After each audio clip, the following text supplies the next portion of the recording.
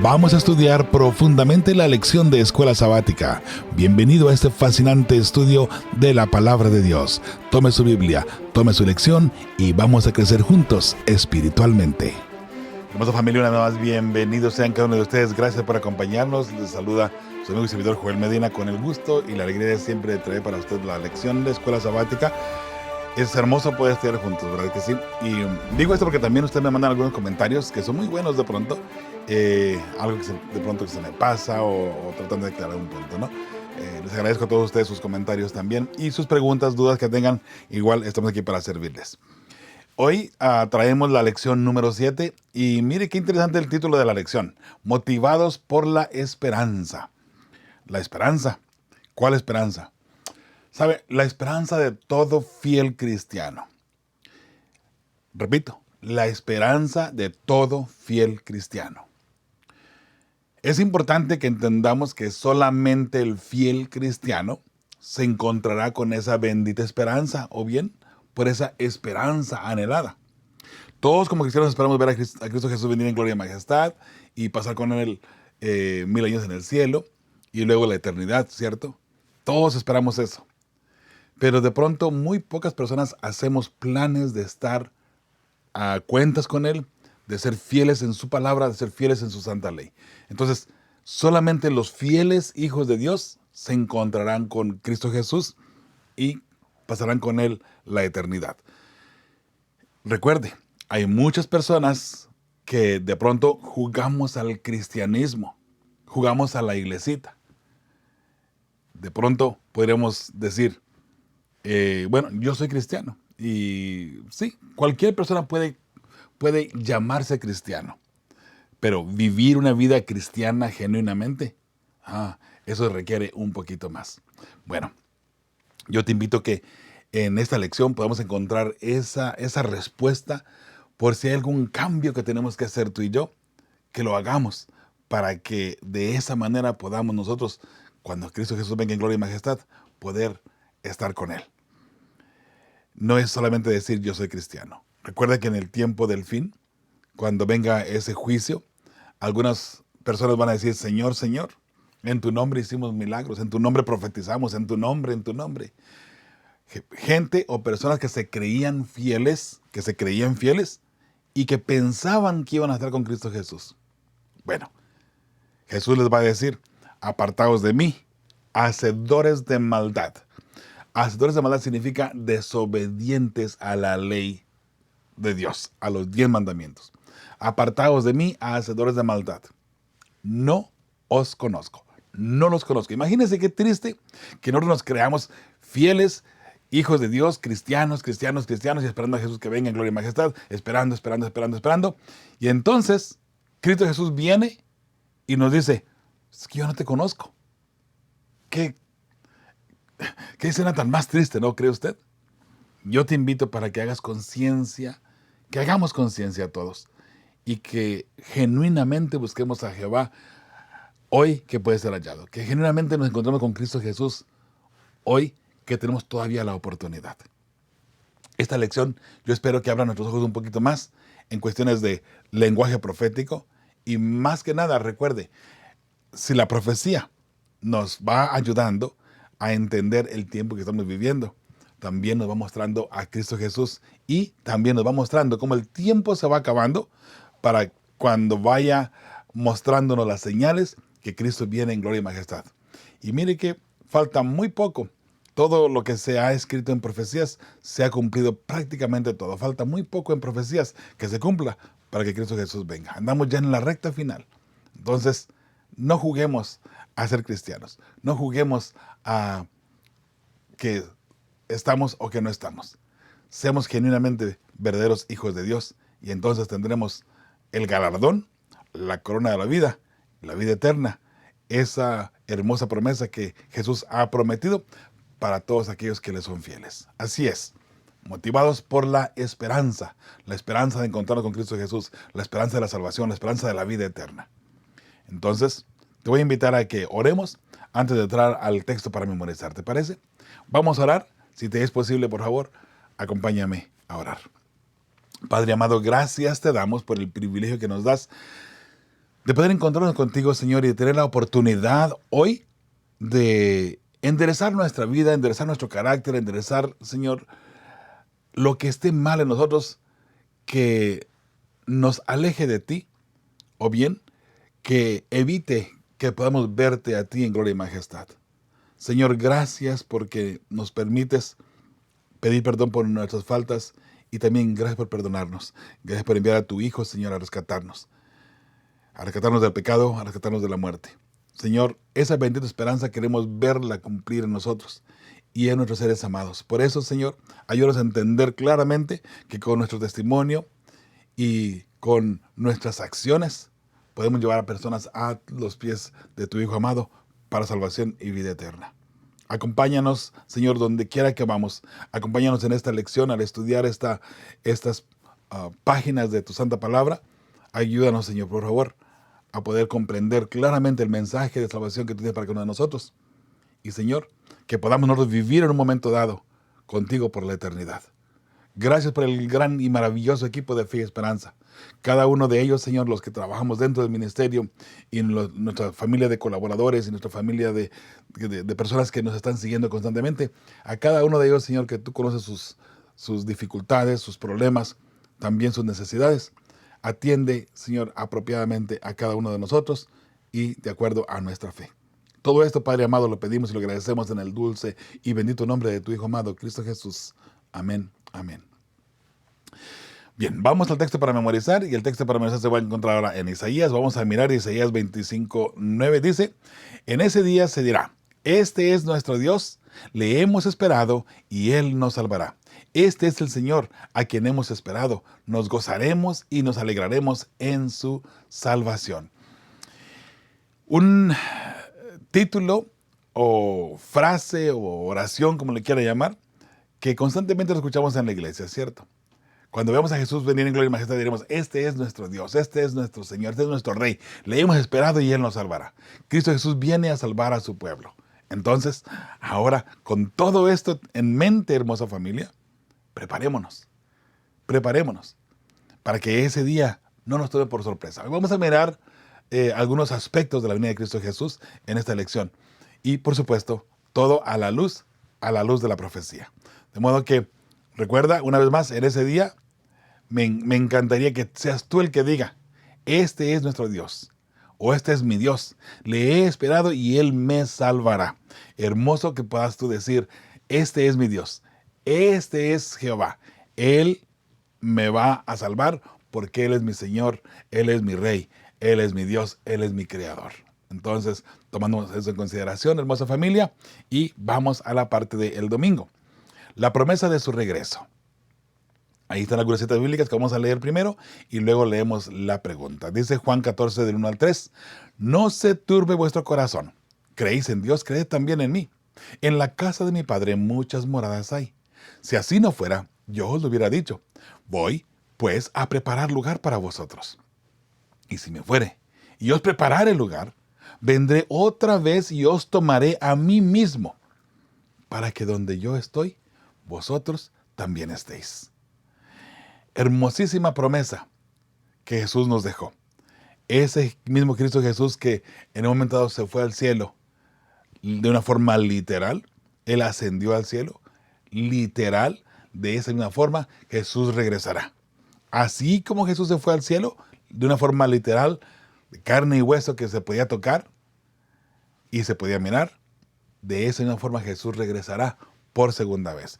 Recalco esto porque algunas personas piensan que Jesús ya vino y que anda aquí en forma espiritual.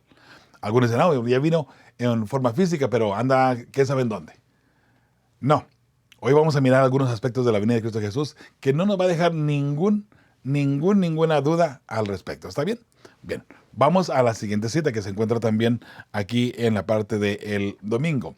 1 Tesalonicenses 4, 13 al 18. Dice, tampoco queremos, hermanos, que ignoréis acerca de los que duermen, para que no os entristezcáis como los otros que no tienen esperanza.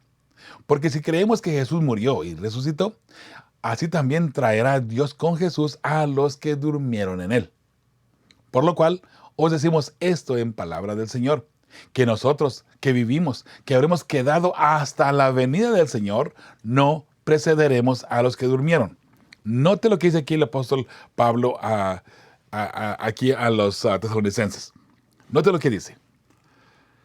Nosotros que estemos vivos cuando Cristo Jesús venga, no nos vamos a adelantar, no precederemos, no nos vamos a adelantar a los que hoy están durmiendo o bien los que están muertos. Ese de dormir es lo mismo que muertos. Y lo vamos a mirar ahora en el versículo 16 y 17, creo. Entonces, dice Jesús, los que estemos vivos cuando Jesús venga, no nos vamos a adelantar a los que hoy por hoy están muertos o están durmiendo. Muy importante. Otro punto que quiero aclarar. Mucha gente utiliza estos textos del apóstol Pablo para decir que Pablo pensaba que Jesús iba a venir pronto. ¿Sabe? No es así. No es así. Y de pronto es una creencia muy fuerte dentro del cristianismo. Sí, Pablo pensaba que Jesús iba a venir. Por eso es que aquí menciona él, ¿no? Nosotros los que estemos vivos. Y lo va a recalcar una vez más en el versículo 16 y 17 específicamente. Nosotros que estemos vivos. Pero, ¿sabe? Él está hablando de la humanidad que esté viva cuando Jesús venga, no de él mismo.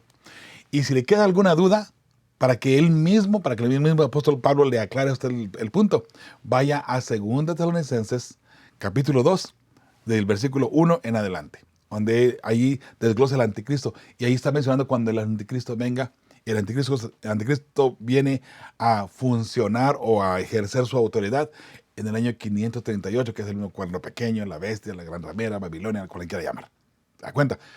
Entonces, de hecho, esta carta que mandó Pablo a Tesalónica creó esa confusión. Y ellos pensaban que Jesús iba a venir muy, muy pronto. Porque, bueno, mira, si Pablo dice que él va a estar vivo cuando Jesús venga, entonces Jesús viene muy, muy pronto. Porque a estas alturas, cuando Pablo escribe esta carta, ya estaba mayor, ya estaba anciano. Y como anciano, pues no va a durar mucho. Quiere decir que Jesús viene muy, muy pronto. Porque si él va a estar vivo y ya está mayor, pues entonces Jesús viene muy, muy pronto, ¿no? Pablo dice, no, Señor, de ninguna manera. Ahora, vamos al capítulo 2, de hecho, 2 Tesalonicenses capítulo 2 y versículo 1 en adelante. Y ahí lo va a aclarar bien detalladamente. Con respecto a la venida del Señor y nuestro encuentro con Él, dice él. Y ahí comienza a aclarar el punto, ¿sí? Le encargo, si tiene esa duda, léalo, por favor, nada más para que despliegue cualquier duda que usted tenga, ¿sí? Pero eso es aquí en el versículo 15. Leámoslo una vez más y ahora usted va a comprender a lo que me estoy refiriendo y lo que estamos hablando, ¿sí? Dice el versículo 15 una vez más. Por lo cual os decimos esto en palabra del Señor, que nosotros que vivimos, hablando de la humanidad, que habremos quedado hasta la venida del Señor, no precederemos a los que durmieron. No nos vamos a adelantar a los que están durmiendo hoy por hoy. Ahora, el versículo 16 dice, porque el Señor mismo, con voz de mando, con voz de arcángel y con trompeta de Dios, descenderá del cielo y los muertos en Cristo resucitarán primero. Aquí note, los muertos en Cristo. Ahora, algo muy importante, vamos a mirar más adelante en Hechos, donde Jesús se eleva y se va al cielo. Y los ángeles dicen, este Jesús que están mirando ir, así como se está yendo, así regresará de nuevo. Jesús se fue de una forma literal, de modo que ahora cuando Jesús venga en gloria y majestad, viene en forma literal también, en gloria y majestad. Eso sí, con vestidura de realeza, como Rey de Reyes y Señor de Señores. Ese es nuestro Dios, al que hemos amado, al que le hemos obedecido, y Él nos salvará. Qué hermoso, ¿cierto? Eso es hermosísimo. Sigamos leyendo ahora el versículo 17. Luego nosotros, los que vivimos, note, los que vivimos, los que estemos vivos cuando Jesús venga, los que hayamos quedado, seremos arrebatados juntamente con ellos en las nubes para recibir al Señor en el aire. Y así estaremos siempre con el Señor. Por tanto, alentados los unos a los otros con estas palabras. Estas citas se utilizan mucho para el rapto o para el arrebatamiento. No le llamamos rapto secreto, ¿no? Pero para la gente que cree en el rapto no es ningún secreto. Sin duda alguna, aquí el apóstol Pablo está aclarando muy detalladamente. Nosotros los que estemos vivos, que dicen no nos vamos a adelantar a los que están durmiendo, ¿cierto? Entonces, los que estemos vivos seremos transformados. Aquí no menciona la transformación, pero en otras citas sí lo dice. Seremos transformados en un abrir y cerrar de ojos. Y luego, juntos con ellos, vamos a levantarnos al cielo. Los ángeles, Jesús nos va a levantar al cielo para recibir al Señor. ¿Dónde? En las nubes de los cielos. Jesús, en su segunda venida, no toca la tierra. Es un punto muy importante para que no nos dejemos engañar por Satanás, porque Satanás va a falsificar la venida de Cristo Jesús. Pero Satanás, cuando falsifique la venida de Cristo Jesús, él va a andar aquí en la tierra. Y de hecho, ya ha andado aquí en la tierra falsificando. Hay personas que se levantan diciendo que son Cristos, bueno, falsos Cristos obviamente. Y en el tiempo del fin se ha anunciado y se ha profetizado ya muchos falsos Cristos y falsos profetas también. Falsos profetas no nada más que dicen que tienen un mensaje para el pueblo de Dios, de parte de Dios por visiones y todo lo demás, pero también falsos profetas en el sentido de que interpretan incorrectamente las profecías. Vamos a mirar más adelantito la importancia de esto, ¿sí? Pero por lo pronto, recuerde, Cristo Jesús viene. Está profetizado. Es una profecía que Él viene. Pero, acabamos de leer aquí, seremos levantados junto con los que están muertos una vez que se resuciten. Seremos levantados junto con ellos para recibir a Jesús en las nubes de los cielos. De nuevo, Jesús no toca la tierra en su segunda venida, ¿ok? Eso es muy importante. Entonces, seguimos mirando por acá. Ahora vamos a Tito 2, 11 al 14. Dice, porque la gracia de Dios se ha manifestado para salvación a todos los hombres, enseñándonos, que renunciando a la impiedad y a los deseos mundanos, vivamos en este siglo sobria, justa y piadosamente, aguardando la esperanza bienaventurada y la manifestación gloriosa de nuestro gran Dios y Salvador Jesucristo. Interesante. ¿Qué dice? Nuestro gran Dios y Salvador Jesucristo. Por si alguna persona tiene duda de que Jesús es Dios también. Interesante. Dice 14, quien se dio a sí mismo por nosotros para redimirnos de toda iniquidad y purificar para sí un pueblo propio, celoso de buenas obras. Carta de Pablo para Tito. La pregunta que aparece aquí dice, ¿por qué estos pasajes bíblicos ofrecieron tanta esperanza a los cristianos a lo largo de los siglos? Muy bien, respuesta de un servidor. En ellos encontramos la bienaventurada promesa del regreso de nuestro Señor Jesucristo. Él mismo prometió, yo vengo. Recuerde, allí en Juan 14, dice, no se turbe vuestro corazón. ¿Creen en Dios? ¿Creen ustedes en Dios? Crean también en mí. En la casa de mi Padre hay muchas moradas. Y si así no fuera, yo les dijera, voy a ir a prepararles un lugar para ustedes. Ahora mucha gente piensa en ese texto. Entonces Jesús fue allá con un serrucho, un martillo y unos clavos para hacer mansiones. No. Jesús fue al cielo a preparar lugar para usted y para mí. O sea, para seguir intercediendo por nosotros. ¿Se imagina usted? Y yo sé que Jesús dice, y muchas moradas hay. Y si así no fuera, yo le hubiera dicho, voy pues a preparar lugar para vosotros. Entonces, miramos las moradas. Pero Jesús no va a hacer moradas, no va a hacer casas, no va a hacer mansiones para nosotros. Jesús va a seguir intercediendo por usted y por mí para que usted y yo podamos llegar al cielo y ocupar esas moradas que ya están allí. Note, Jesús dice, hay muchas moradas en el cielo. Hay muchas mansiones, muchos hogares en el cielo que están vacíos. Y hay que llenarlos. Ustedes van a ir a llenarlos. Yo voy pues a prepararles un lugar para que ustedes puedan llegar a esas moradas y entonces allí habitar en ellas. ¿De quiénes son las moradas? La que dejaron los ángeles, que en un momento dado estaban en el cielo y fueron engañados por Satanás y hoy están aquí en la tierra. Esas moradas están vacías y usted y yo tenemos la oportunidad de ir y habitarlas. ¿Qué le parece? Hermosísimo, ¿cierto? Bueno. Entonces, vamos a la siguiente pregunta aquí del domingo. Dice, cita bíblica aquí de 1 de Corintios 15, del 15 al 18. Vamos a leerla aquí, luego leemos la pregunta. Dice, y somos hallados falsos testigos de Dios porque hemos testificado de Dios que Él resucitó a Cristo, el cual no resucitó, si en verdad los muertos no resucitan. Note que hay muchas personas que no creen en la resurrección, ¿no? Entonces, somos hallados falsos si decimos que Jesús resucitó a Jesús y en realidad Jesús no haya resucitado, Dios no lo haya resucitado. ¿Se da cuenta? Usted y yo sabemos claramente que sí resucitó, ¿verdad?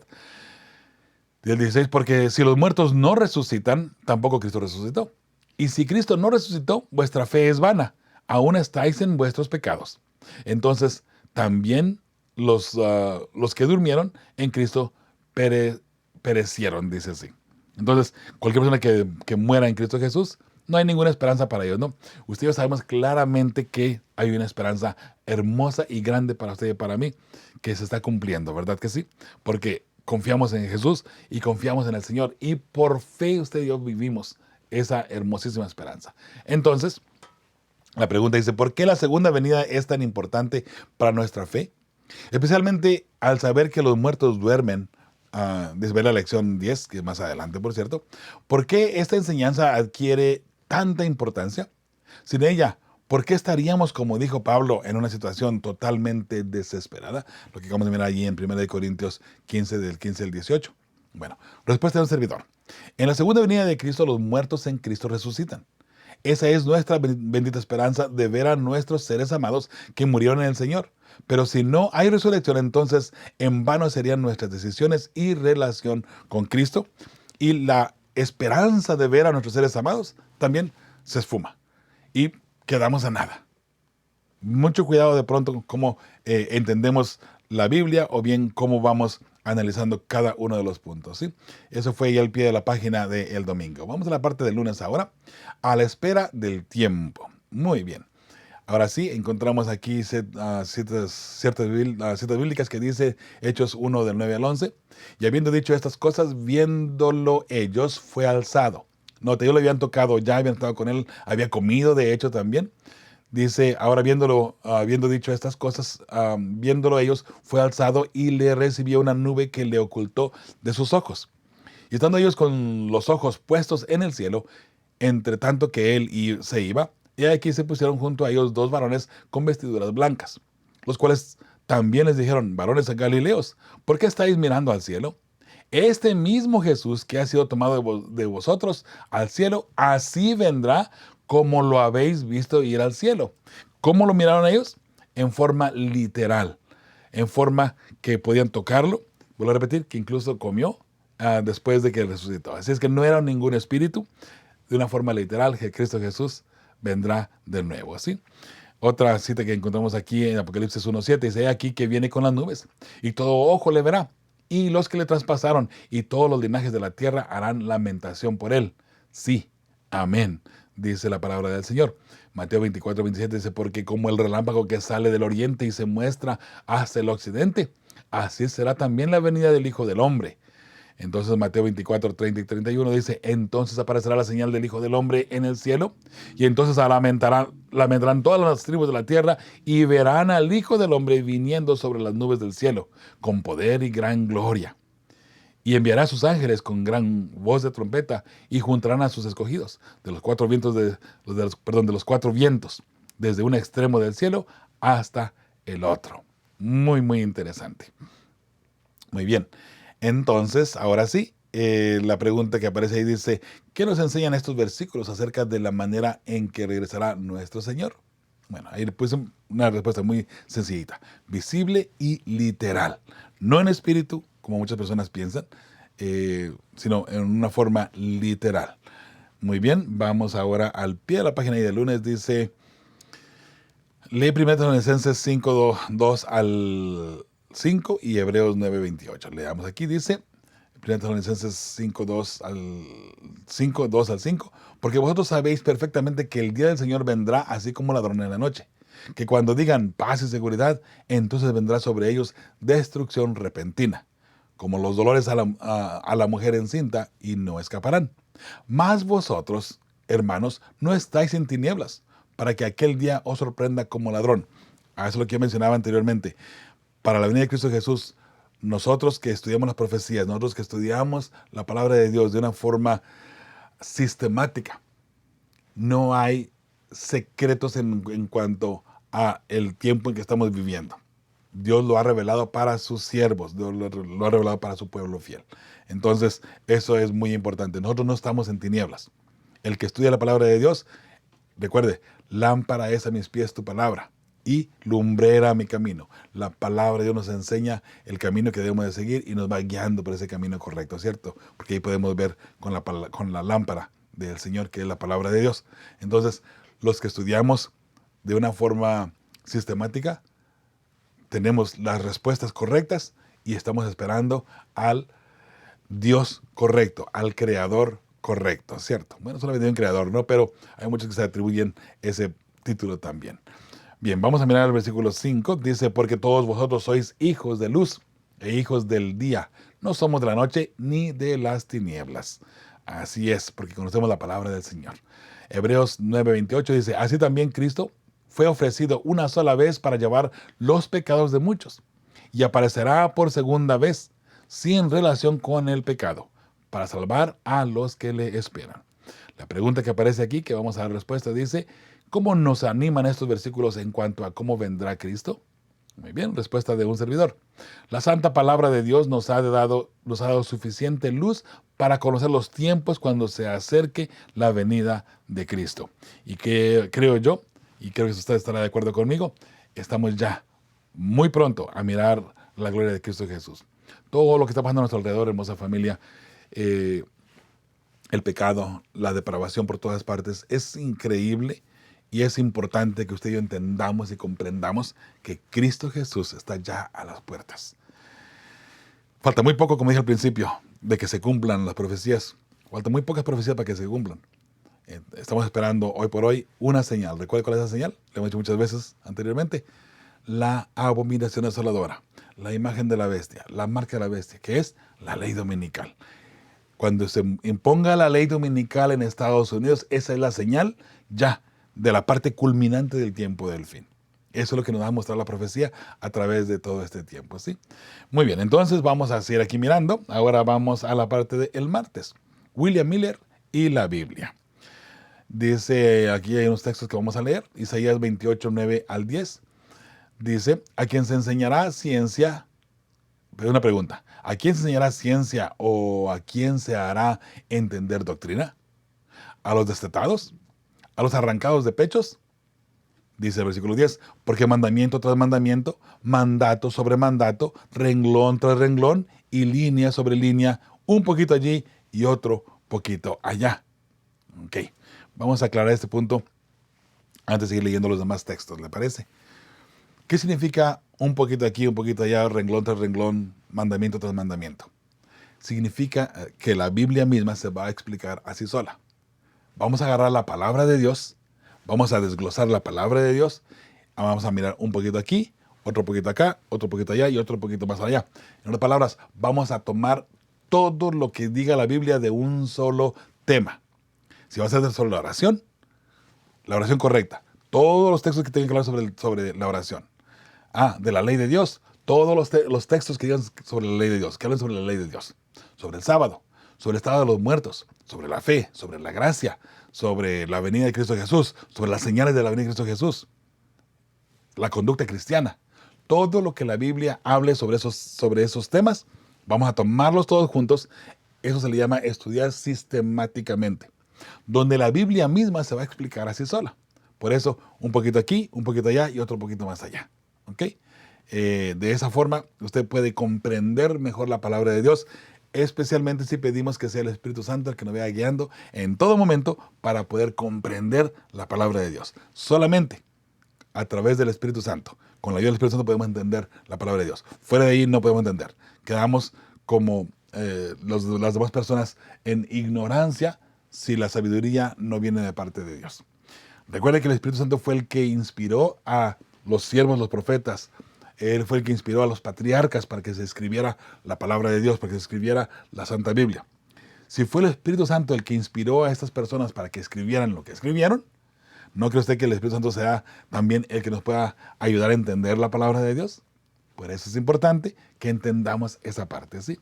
Bien, vamos a mirar, o seguir mirando acá. El siguiente texto dice, Proverbios 8 y 9, dice, justas son todas las razones de mi boca. No hay en ellas cosa perversa ni torcida. Todas ellas son rectas, el que entiende, y razonables a los que han hallado sabiduría. Justas son todas las razones de mi boca. ¿Sabe? Serán justas solamente si están guiadas por el Espíritu Santo y si van de acuerdo con la palabra de Dios. El razonamiento. ¿Sabe? Tiempo atrás, de hecho, en la Revolución Francesa y todo lo demás, estaba leyendo el conflicto de los siglos, hubo una mujer que se le llamó la diosa de la razón. Y se alababa a esa mujer, la razón. ¿Sabe? Era una diosa, la diosa de la sabiduría, si le queremos llamar así. Pero fíjese qué interesante, la razón. Si usted tiene la razón, quiere decir que usted tiene la verdad, ¿cierto? La verdad. Si yo tengo la razón, entonces es verdad lo que yo tengo, ¿cierto? Ahora, hermosa familia, piense por un momento nada más. La diosa de la razón quiere decir que era la diosa de la verdad, porque al fin de cuentas el raciocinio es lo que se utiliza para poder tratar de comprender a Dios o tratar de hacer a un lado a Dios. El razonamiento. Hoy por hoy se utiliza el razonamiento para alejarse de Dios. ¿Y sabe qué? Creo yo que oportunamente se usa el razonamiento humano, que no tiene nada que ver con el razonamiento de Dios o de la santa palabra de Dios. Y cuando razonamos por nuestra propia cuenta, siempre nos vamos a perder. Nuestros pensamientos no son como los de Jehová. Nuestra forma de llevar las cosas no son como las de Dios. De modo que siempre nos vamos a perder. No importa qué tanto o qué tan inteligente nos creamos, ante la palabra de Dios y ante Jehová, siempre seremos nada. De paso, la persona que más se cree y que piensa que sabe todo y que tiene todas las respuestas, es la persona que está más equivocada. Porque no hay tal cosa que una persona... Sí, es verdad que algunos conocemos un poquito más que otros, ¿cierto? Algunos conocen más que... Hay personas que conocen mucho más que yo. Hay personas que conocen menos que yo. Pero, ¿sabe? Entre todo, con la humildad, si todos nos ayudamos, eso es lo que hace el verdadero pueblo de Dios. ¿Ok? Si usted conoce más que yo, alabado, enséñeme, por favor. Si usted conoce un poquito menos que yo, bueno, entonces permítame enseñarle, ¿por qué no? Con mucho gusto. Encantado, ¿cierto? Esa es la diferencia entre un verdadero hijo de Dios. No va a guardar nunca la verdad y la va a guardar para sí mismo, sino que la va a compartir con las demás personas. ¿Ok? Eso es, mi hermosa familia, lo que vemos aquí en este texto de Proverbios 8. En Juan 16:13 dice, pero cuando venga el Espíritu de verdad, note, el Espíritu de verdad, el Espíritu Santo, Él os guiará a toda la verdad, porque no hablará por su propia cuenta, sino que hablará todo lo que oyere, y os hará saber las cosas que habrán de venir. ¿Que habrán de venir? ¿Acaso está hablando de profecía? Por supuesto que sí. El Espíritu Santo es el que nos enseña lo que viene en el futuro, pero nos lo va a enseñar a través de la palabra de Dios. Usted estudie la Biblia y se va a dar cuenta que en la Biblia, que en la palabra de Dios, va a encontrar todas las verdades y va a encontrar los secretos del futuro. Por eso, ahora que estuvimos en Guatemala, estuvimos hablando mucho de profecía, la cadena profética del tiempo del fin. Y allí desglosamos todos los eventos que tienen que pasar, con la marca de la bestia, la persecución, entre otras cosas más que son parte del tiempo del fin, ¿cierto? Bueno, hermanos, hermanas, estudiemos y permitamos que sea el Espíritu Santo el que nos vaya guiando en todo momento y que nos guíe a la verdad, que es la palabra de Dios, que nos lleva a Cristo Jesús, el fundamento de la verdad, y luego a su santa ley, que por supuesto debemos también de respetar y guardar. Muy bien, entonces seguimos ahora a 2 de Pedro 1, 19 al 21. Textos muy conocidos. Tenemos también la palabra profética más segura, a la cual hacéis bien en estar atentos como una antorcha que alumbra en lugar oscuro hasta que el día esclarezca y el lucero de la mañana salga en vuestros corazones. ¿Cómo que la profecía es una antorcha? ¿Sabe por qué es una antorcha? En Salmo 119, 105, lámpara es a mis pies tu palabra. Aquí es una antorcha que nos va alumbrando el camino por donde tenemos que caminar. Es exactamente lo mismo. Y note, la palabra de Dios y la profecía es una antorcha. Es una luz que nos va alumbrando el camino a seguir.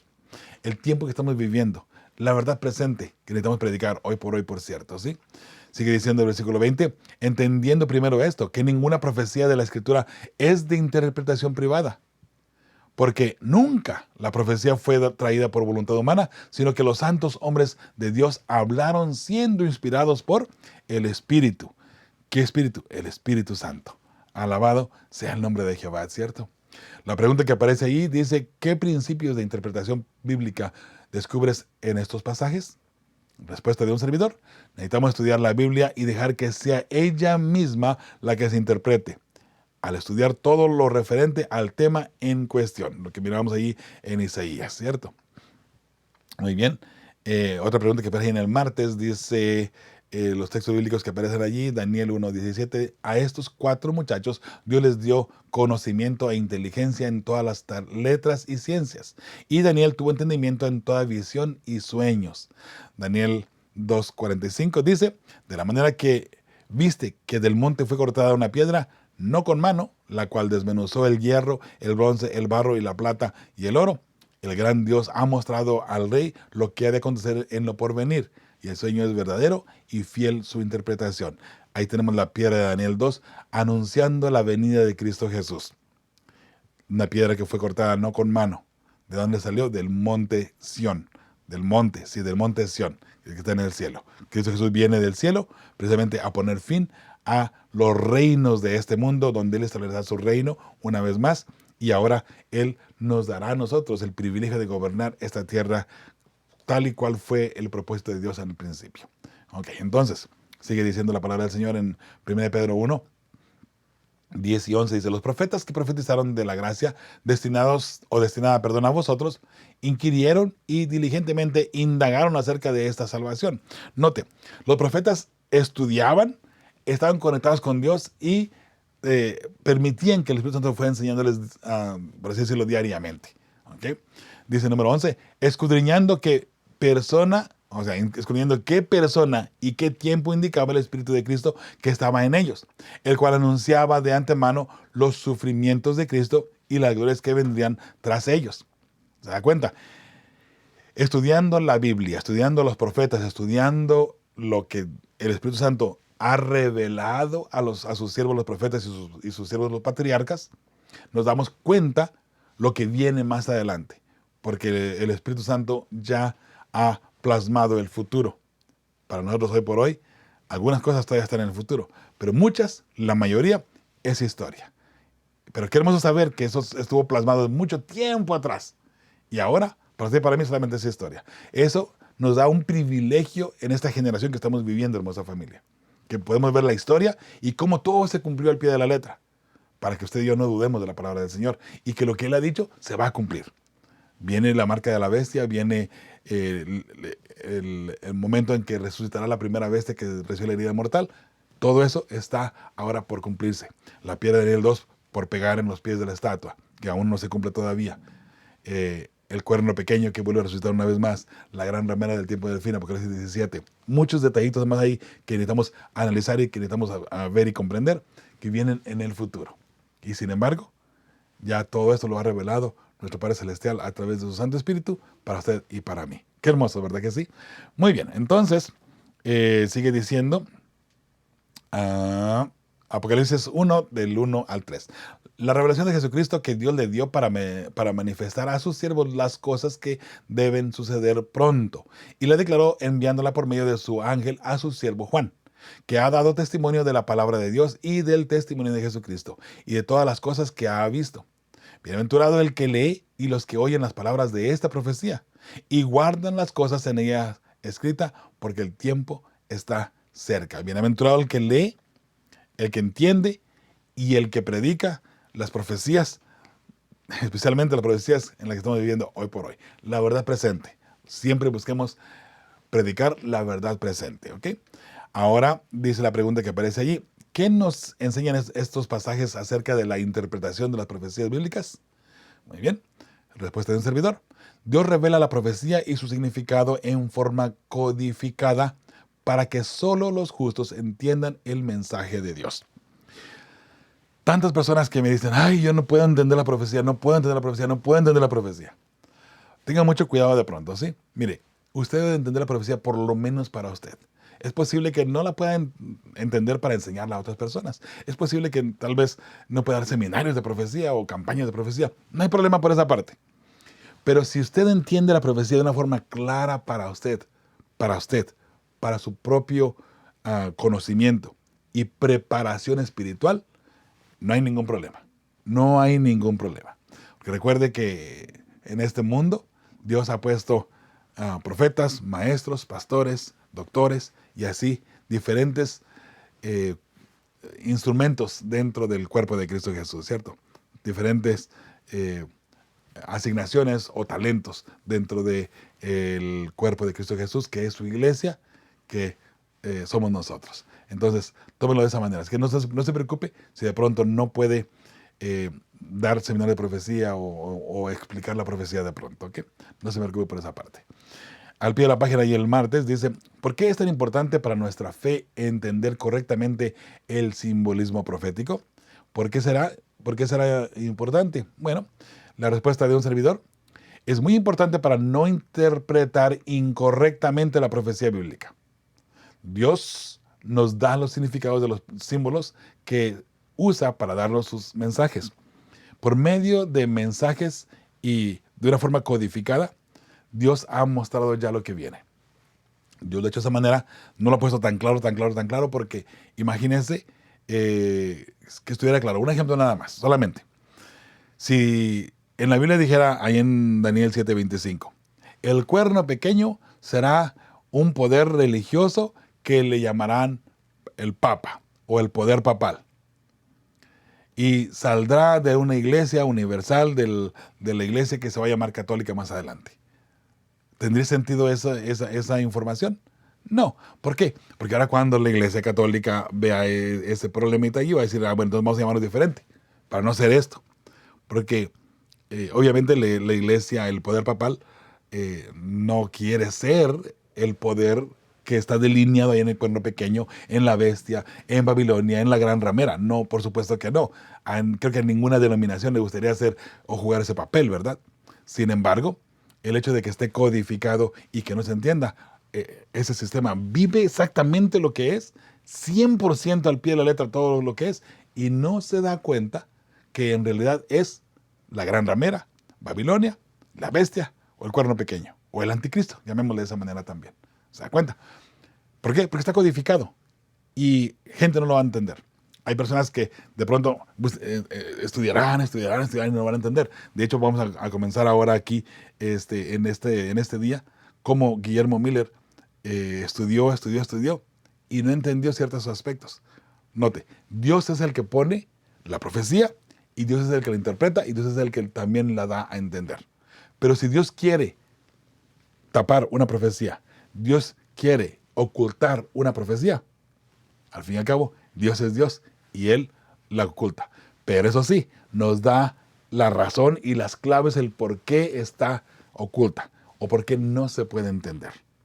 Para poder comprender lo que sucedió en el gran chasco de 1844, hay que comprender bien detalladamente Apocalipsis 12 y Apocalipsis 10.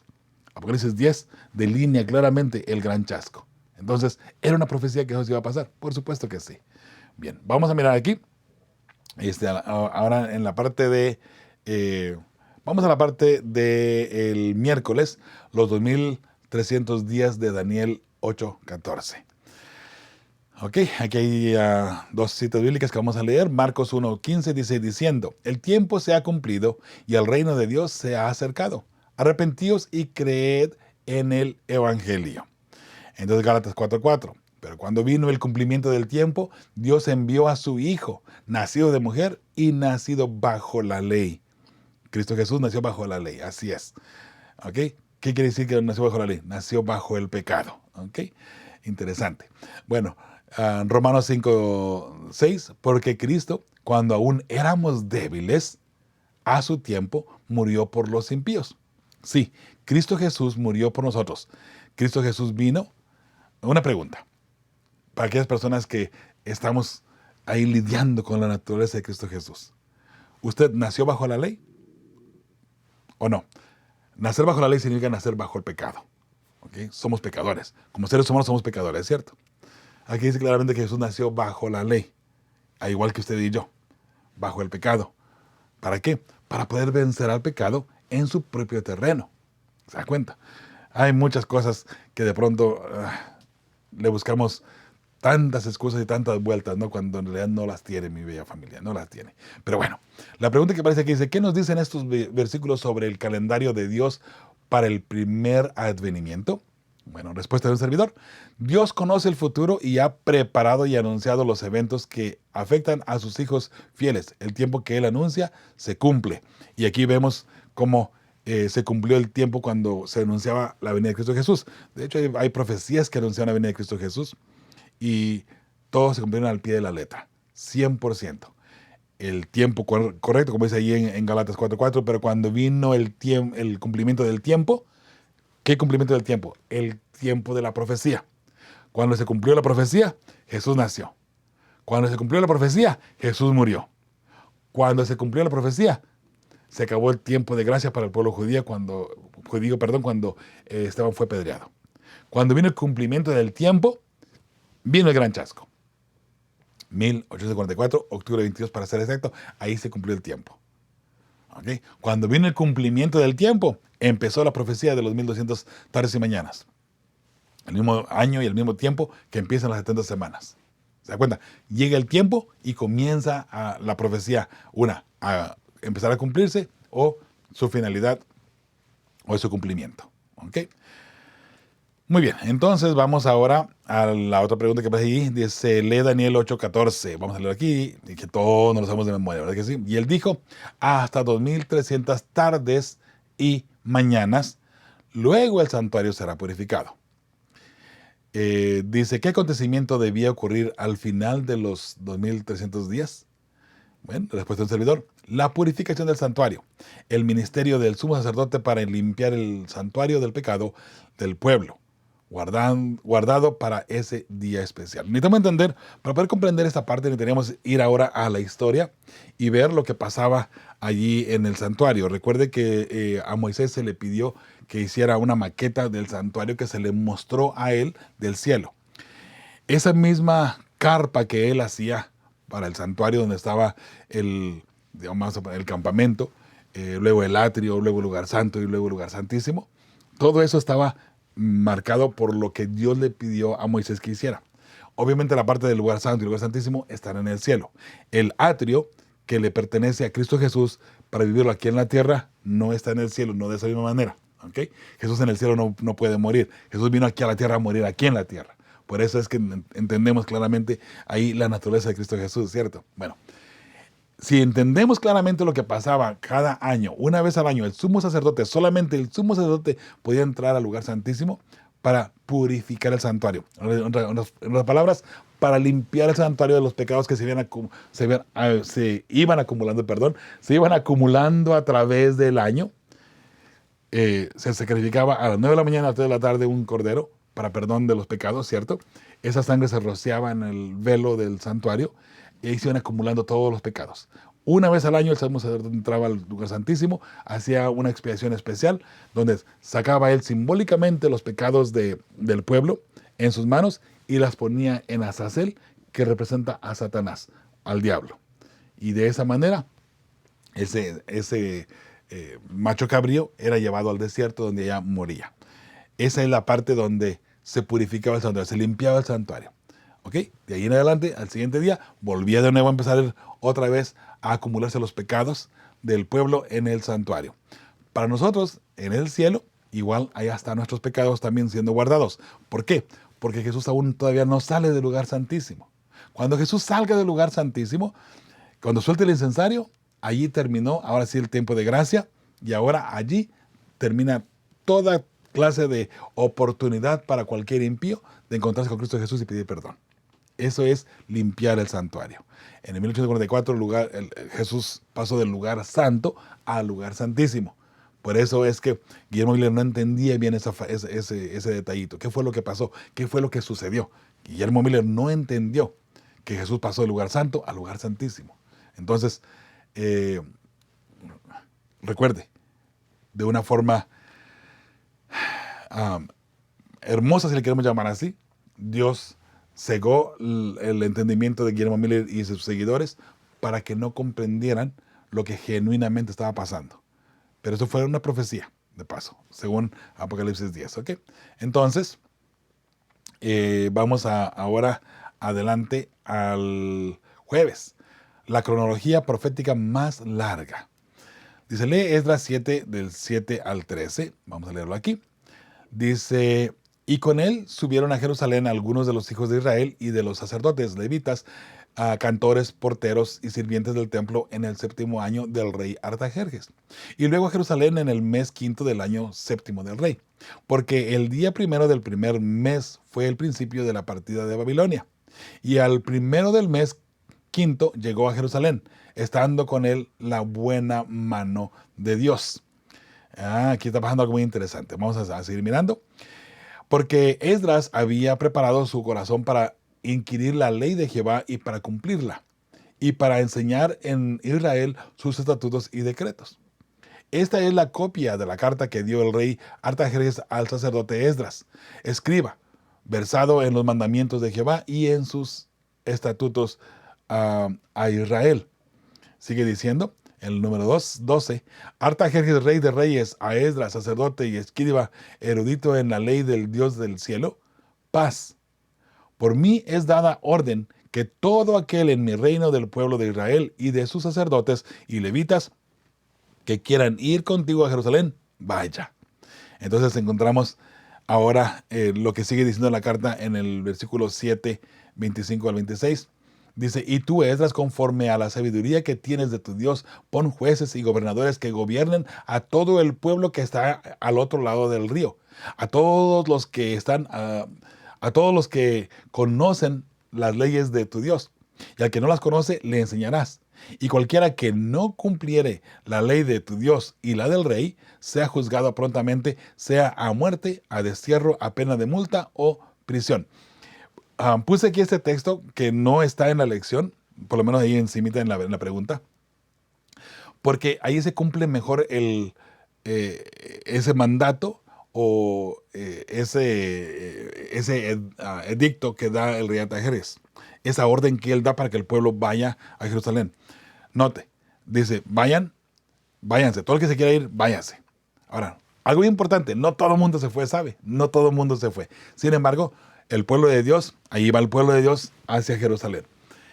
Allí se cumple ahora lo que el rey Artajerjes está diciendo, ¿no? En este decreto. Pon leyes para que sean autónomos, leyes civiles y leyes religiosas conforme a la ley de tu Dios. ¿Okay? Allí, por eso el decreto del rey Artajerjes es el que se cumple mejor para que empiece a correr la profecía de los 2300 tardes y mañanas, o bien también la de las 70 semanas. Empieza el mismo año, por cierto. ¿Okay? Ahora la pregunta que aparece ahí dice, ¿cuándo se promulgó el decreto que permitía que los cautivos de Israel en Persia salieran en libertad para reconstruir su templo? Este decreto fue dado en el año 457 a.C. Ahí da inicio la profecía de los 2300 días y de las 70 semanas. ¿Okay? Ahí la tenemos. Entonces, otra pregunta que aparece en el jueves también dice, lee Daniel 9, 25 y 26. Hablando de las 70 semanas ahora, dice la palabra del Señor así, sabe pues y entiende que desde la salida de la orden para restaurar y edificar a Jerusalén hasta el Mesías príncipe habrá 7 semanas y 62 semanas. Ahí se come 69 semanas. Se volverá a edificar la plaza y el muro en tiempos angustiosos. Y después de las 62 semanas se quitará la vida al Mesías, mas no por sí. Y el pueblo de un príncipe que ha de venir destruirá la ciudad y el santuario, y su fin será con inundación, y hasta el fin de la guerra durarán las devastaciones. Dos preguntas. Primera pregunta, ¿cuándo comenzaría todo este periodo profético? Ahí dice con la orden del rey Artajerjes en el año 457 a.C. Sería la respuesta, ¿sí? Segunda pregunta, ¿qué acontecimientos importantes predicen estos versículos? Muy bien. Respuesta número 2, la muerte de Cristo en el año 31 después de Cristo y la desolación de Jerusalén en el año 66. Ahí están prediciendo, ya profetizando lo que vendría. Otra pregunta más aquí, dice, lee Daniel 9:27. Y por otra semana confirmará el pacto con muchos. Eso es bien importante. Ahí termina la profecía, por cierto. En esa última semana, al final de esa semana, confirmará el pacto con muchos. A la mitad de la semana hará cesar el sacrificio y la ofrenda. Después, con la muchedumbre de las abominaciones, vendrá el desolador, hasta que venga la consumación y lo que está determinado se derrame sobre el desolador. La pregunta que aparece aquí dice, ¿cómo terminaría la profecía de las 70 semanas? Con el prevento de Esteban en el año 34. Ahora, vamos a aclarar aquí un puntito bien interesante, ¿sí? Porque la profecía está anunciando del desolador y también la destrucción de Jerusalén. Y por otra semana confirmará el pacto con muchos. Eso es cuando Esteban muere. Ahí termina el tiempo de gracia para el pueblo judío. Ahora ya el pueblo judío queda a un lado como pueblo de Dios. Y ahora Israel literal se convierte en Israel espiritual, donde ahora el Israel espiritual somos el pueblo cristiano. De ahí es que comienza ahora el cristianismo a funcionar como pueblo de Dios. Recuerda, ya se ha establecido el cristianismo de igual manera, pero ahora de allí, desde el apedreamiento de Esteban en el año 34, comienza ahora el cristianismo a ser el Israel espiritual para nuestro Dios, para nuestro Padre Celestial. Entonces, dice, a la mitad de la semana hará cesar el sacrificio y la ofrenda de gratitud y el sacrificio para perdonar los pecados. A la mitad de la semana terminaría. ¿Qué significa eso? La crucifixión de Cristo Jesús en el año 31. Note algo muy interesante. Jesús muere en el año 31. Jesús es confirmado o es bautizado en el año 27 después de Cristo. ¿Okay? Ahora después con la muchedumbre de las abominaciones vendrá el desolador. ¿Después de qué? Después de que termine las 70 semanas. Eso que quede claro. Porque mucha gente puede decir, bueno, entonces, si las 70 semanas está hablando del desolador y cuando venga la destrucción de Jerusalén, entonces las 70 semanas terminarían en este caso, la destrucción de Jerusalén, ¿cierto? No. Note, termina las 70 semanas y luego después viene el desolador, después viene la destrucción de Jerusalén, ¿ok? De esa manera creo que queda un poquito más claro el punto. Muy bien, entonces, ahí terminan las preguntas para el jueves, para la lección de escuela sabática. Ahora vamos a la parte del viernes. Ahí hay 3 preguntas que vamos a dar respuesta bien rapidito. ¿Le parece? Dice la primera pregunta que aparece allí. ¿Qué lecciones podemos aprender de la experiencia de William Miller? ¿Dios rechaza a veces nuestra interpretación incorrecta? Muy bien. Dios ocultó la interpretación correcta para cumplir sus propósitos. Y no, Dios no rechazó su interpretación, de hecho. Dios la utilizó para el cumplimiento de su obra y de su propósito, ¿sí? Número 2. ¿Por qué es tan importante entender Daniel 9, 24 al 27? Para establecer la integridad de la Biblia y la divinidad de Cristo. Muy bien, es muy buenísima pregunta. Dice, si la profecía de las 70 semanas no se cumplió tal y como está en la profecía, ninguna otra profecía tiene valor o sentido, y el ministerio de Cristo se desvanece. Porque mire qué interesante, si Jesús no fue crucificado en el año 31, vamos a decir que movemos la profecía de las 70 semanas, ¿no? Si Jesús no fue el que murió en el año 31, entonces ¿quién fue? No fue el Salvador en ese caso. Si las 70 semanas, esa última semana, mucha gente la pone para el tiempo del fin, o cambian los tiempos de cumplimiento de las 70 semanas, ¿sabe? Que empezó en el año 538, 448 creo, es la otra, donde empiezan las 70 semanas. Hermanos, no tiene sentido. No tiene sentido. Y si adulteramos esta profecía, adulteramos la venida de Cristo Jesús y su ministerio para terminar el pecado, para salvarnos del pecado. Históricamente hablando, hay un evento en el 31 donde Jesús fue crucificado. Incluso podemos mirar esto fuera de la Biblia, en enciclopedias, en historiadores que son de renombre y que son confiables también. De modo que Jesús murió en el año 31.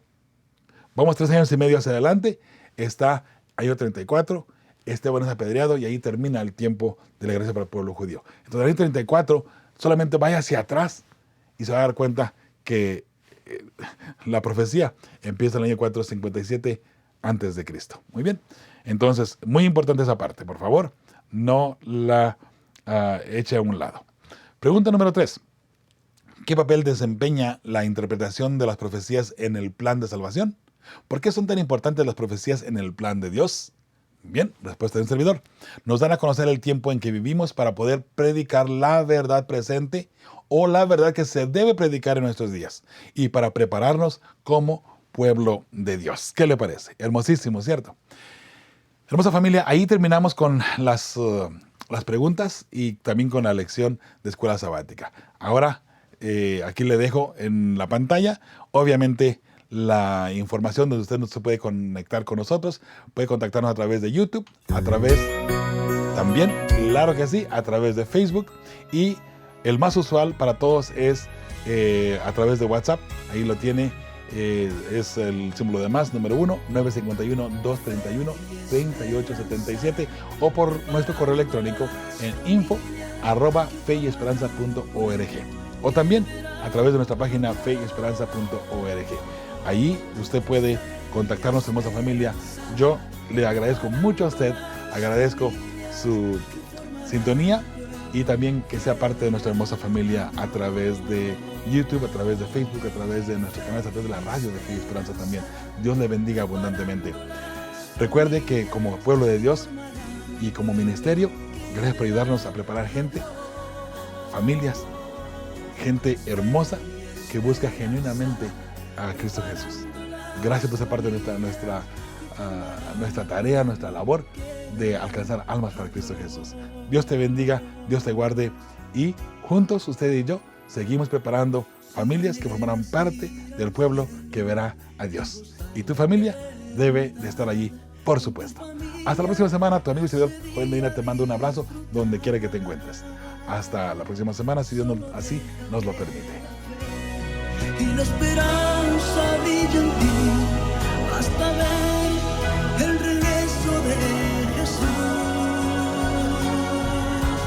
Fe y esperanza, preparando las familias que formarán el pueblo que verán a Dios. Fe y esperanza, preparando las familias que formarán al pueblo que verá a Dios.